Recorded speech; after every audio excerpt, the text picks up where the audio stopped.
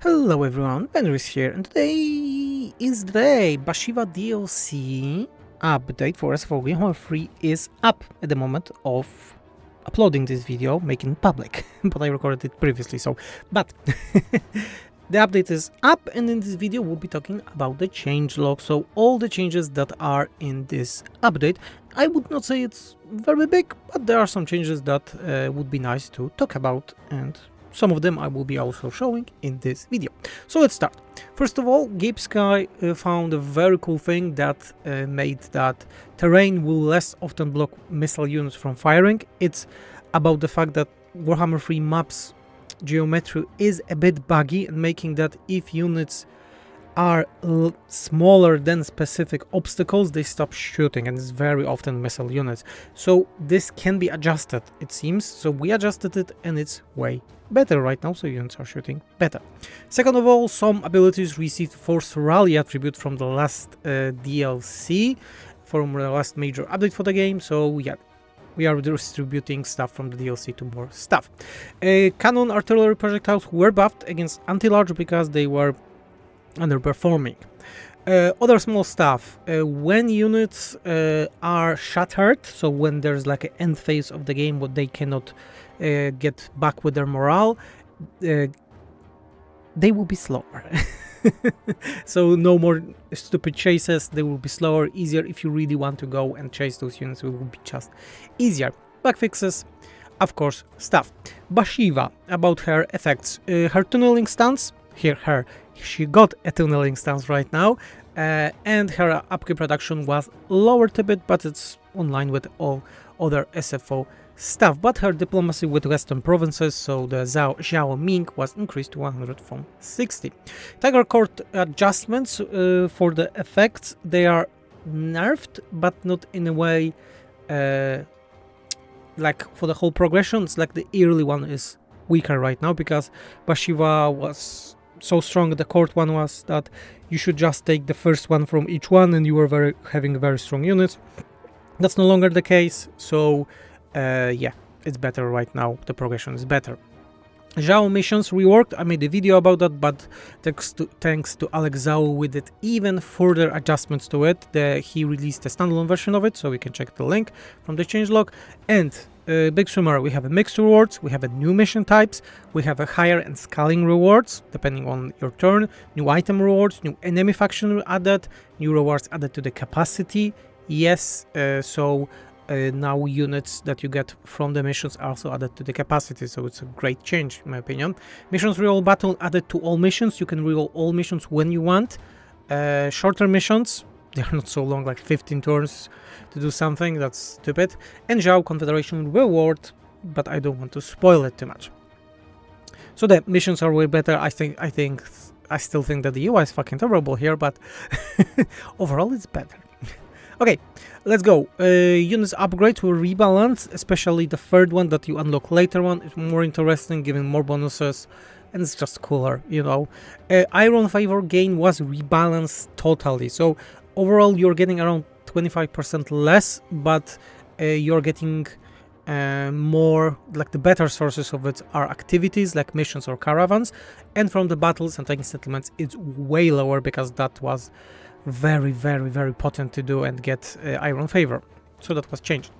Cathay technology tree research time was increased to be on par with other SFO 1, and it was nerfed by a lot, because things like plus 20% movement and 20% vigorous reduction like into 5 turns was crazy, and yeah, it's just more in line with other factions right now. And there are some new effects also there. Caravan Lord's skills were totally reworked. This is a cool thing, because we decided so that caravans are very good in SFO at the beginning because they have better skills and so on, but late game they have a lot of problems, so now they got unique skills like the Savai Lord is having, the caravan one, and the normal one is getting. The same thing will be for the Chaos Dwarfs. Also, faction-wide caravan army and cargo bonuses were added to buildings and technologies, so you will see some cool stacking stuff. So caravans to the end of the game should be vital, like a lot. And caravans will no longer require skills to replenish on our territory. This is also very important, so caravans while moving will be always replenishing. Previously you needed skill for that. Tayona, the legendary hero, received 5 new skills. There are skills that buff elite units. Additional levels were added to many new vanilla skills and some rebalance, especially nerfs for the Gate Master hero, yeah, for the Cathay, because he was quite overpowered, even after the CA nerfs. Discovery building, those buildings that most of the factions SFO do not have because we didn't found any purpose for them, was added back to Cathay, and it has a cool new effects. Many adjustments to events, because some of the events were really underperforming for Cathay, so we make sure that they are longer or the choices are better. And let's talk about Miao and Xiao. I won't spoil too much, but I will say that Miao, she had the technologies for the previous 3. Now she had new technologies, entirely new, and those technologies are unlocked by performing raids, so they are part of the mechanic right now, and they are really cool. Xiao campaign effects were changed to that when he performs his alchemy raids, he will be now getting unique dilemmas, and they are also very cool with some interesting effects. About some unit stuff, no big changes in terms of the Bhashiva, Tayona, Savai Lord or Klaus Picker.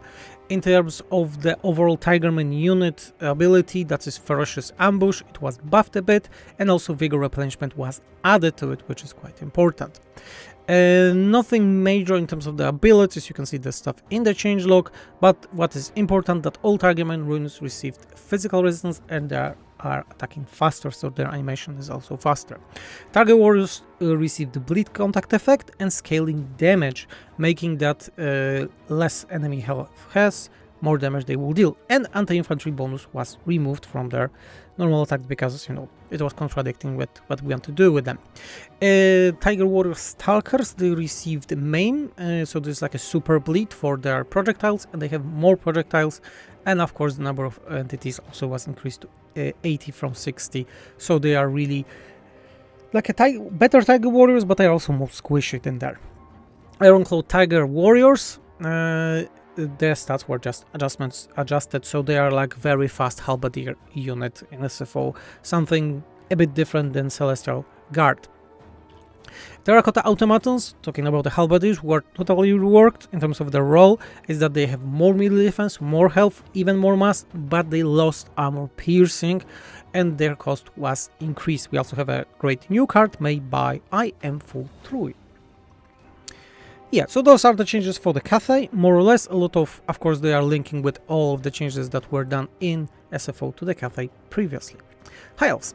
Techlif's Irregular Dilemma to move to Ulfan cost lowered because of the SFO changes. You did not have enough to do it, so this is like a more bug fix, I would say. Vampire Coast, small change. Vargas received the main contact effect, so this super bleed. Kislev changes are a bit more substantial, so small buffs to the early game economy, so you should not struggle so much with gold there.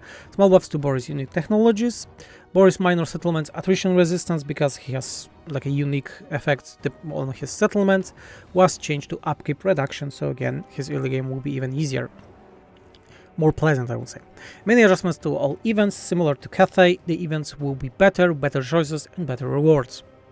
Dwarves, a nerf. Trollhammer Gyrocopters, nerfed by 20% in terms of shooting. Lizardmen, big change. Highly requested alignments base decline was removed and gain from battle lowered. Yes, you still get a decline if you get your legendary lord to maximum level, because it's giving a very powerful ability, but the decline is way smaller right now. Chameleon Starcast received flanking immunity attribute, and Troglodon ROR unit slow death contact effect added to projectiles, and on Jedlik Assault attribute to unique aura, so the unit is a bit more unique. Korn, highly requested change. Also, Clock of Skiles mechanic progression was slowed by around 20%, so you will be unlocking those things a bit slower, so you won't get so overpowered so fast. Skull Reapers received the Grave Wound contact, so there's the debuffing effect that lowers bonus versus infantry and large for the enemy, so Skull Reapers are better in their role. Blood Beasts of Nurgle, their damage against structures was increased and they received a bit more armor. Chaos Knights of Korn, regular one, received more melee defense. Ogre Kingdoms replenishment added to the raiding stance, so your normal lords when they're raiding will be replenishing right now. And replenishment changed to constant replenishment in technology, meaning that if you will do it, then your faction will be replenishing no matter where they are, not only on own territory or in a specific stance. Chaos Dwarfs, 6 new unique skills added to Convoy, Overseer, Lord, same thing as with the Caravan, they are different skills but still. Faction 1, Convoy, Army, Argo, and effects added to abilities and technologies, same as the Cathay, and Convoys will no longer require replenish skills to replenish on all territory, again the thing like in the Cathay. Other stuff, Zatan Death Blow ability for labor units changed to Overzealous Defense SFO ability, so we found out that it was way too niche, that your labor units had to have a high leadership with other effects, it will not happen, so your labor units right now, when they are above 75% health, will be very tanky, for Zatan at least. And Burning Bright, this is a passive that is used on all the Cathay units, is now making that their incoming healing is doubled. So this is very nice. Slanesh, units added back to military building garrisons, also highly requested change. Previously we made that remove those units from the garrisons and made that some buildings buff it, yeah, just the units that are. Units are back and the garrison bonuses were removed or nerfed by a lot, so it's Slanesh is same as other factions in SFO. The Hala Palace of Pleasure, talking about the garrisons, damage bonus was increased because it has a bonus there, and the garrison power was increased, so the palaces are a bit better defended. And the Fiends of Slanesh unit received plus 10 melee attack, so quite substantial buff for this unit that has still a lot of problems with animations. Dark Elves, a bit of nerfs there. The slave needed to apply secondary effects for some buildings were increased, so it's not like 25, it's like 500 needed slaves, but base effects were buffed to compensate, so in the end you have the same power as before, but you get it a bit slower. And Shade's regular variants received plus 10 melee defense, so those are the ones that are the cheapest, yeah, and they don't have those special shots. High Elf Sword Masters of Hoek, plus 5 bonus versus infantry, small buff. Tomb Kings, Specular Stalkers, Specular is a very, very hard word. Stalkers, so you know, snakes, desert, like, I will need to cut it. Regiment of Renown unit received 2000 barrier. Ushapti, Grave Wound added, so this is the buffing ability. Contact effect, and Zinch Pink Horrors and Exalted Pink Horrors units received plus 20 entities, so this is a substantial buff. Without any nerfs from 80, they are 100 right now, so a big change. Treason of Zinch spell duration changed to 45 seconds, up from 30 seconds. Yeah, and this is all for this update that is up as of moment of uploading this video. As for the future, there are a lot of things that is in works with SFO right now, but I didn't want to spoil it. I hope that you won't find them in the files, because we had to hide some of them because they were already in works.